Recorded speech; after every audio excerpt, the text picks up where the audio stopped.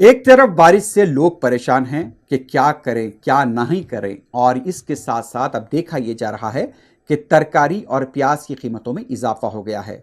जिस तरह से अवाम पहले से परेशान हैं, पहले तो लॉकडाउन हुआ, फिर कोरोना वायरस, अब फिर बारिश की वजह से परेशानियां हुई हैं। अचानक उन्हें पता चलता है कि प्याज की कीमत में इजाफा हो गया है।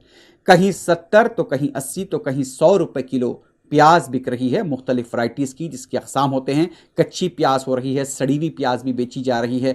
तो इस तरह से बाज़ारों में यह बताया जा रहा है कि प्याज की कीमतों में अचानक इजाफा हो गया है।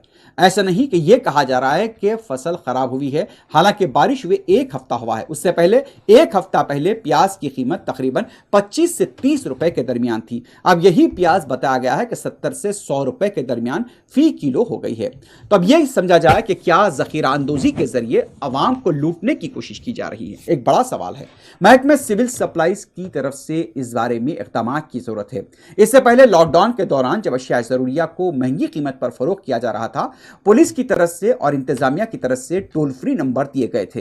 तो अब जरूरत इस बात की है कि जो लोग महंगा फरोख्त कर रहे हैं, चाहे सब्जी हो या प्याज हो या फिर दूसरी जरूरी अशिया, अगर वो इससे महंगा फरोख्त कर रहे हैं तो पुलिस को इसकी इत्तला देने के लिए पुलिस की तरफ से पहल होनी चाहिए, इंतजामिया की तरफ से पहल होनी चाहिए कि आखिर महंगाई क्यों की जा रही है और अचानक एक हफ्ते में ऐसा क्या होगा। हालांकि एक हफ्ता पहले जखीरा था प्याज का और तमाम चीज़ों का जखीरा था, लेकिन अचानक मौके का फ़ायदा उठाया जा रहा है और आवाम को लूटने की कोशिश की जा रही है। साथ ही साथ साथ सब्जियों की कीमतें, जैसा बताया जा रहा है कि कोई भी तरकारी या फली की बात अगर की जाए तो यह बताया जा रहा है कि 60 से 80 रुपए फी किलो के दरमियान पहुंच गई है। और यहां तक कि कई ऐसी तरकारियां, टमाटर की कीमत भी अब 40 से 50 रुपए फी किलो के दरमियान पहुंच गई है। तो बहरहाल किसी भी तरह की अगर परेशानी होती है तो वो आवाम को बर्दाश्त करनी पड़ती है, चाहे लॉकडाउन हो या नोटबंदी हो या फिर अब बारिश के बाद। एक तरफ बारिश से परेशान गरीब आवाम, पूरा अनाज बिखर गया है, खाने के लिए कुछ नहीं बचा। अब बाजार में जब कुछ खरीदारी के लिए जाते हैं तो अंडा महंगा हो गया है, प्याज महंगी हो गई है और तरकारियां भी महंगी हो गई हैं। अब इस बारे में पुलिस और इंतजामिया को चाहिए कि फौरी तौर पर इक़दाम करें ताकि अवाम को राहत मिल सके। लेकिन अक्सर ऐसा होता आया है कि यहां पर इंतजामिया महंगाई के बारे में कोई तवज्जो नहीं देता, इसी वजह से मनमानी तौर पर यहां पर कीमतों में इजाफा हो जाता है। अब सब्जियों की कीमतें आसमान को छू रही हैं, कौन इसके लिए जिम्मेदार है? महकमे सिविल सप्लाईज ऐसा लगता है कि सिर्फ पीडीएस चावल की गैर कानूनी मुंतकली को रोकने के लिए ही बनाया गया हो। कोई कीमतों पर कंट्रोल नहीं है।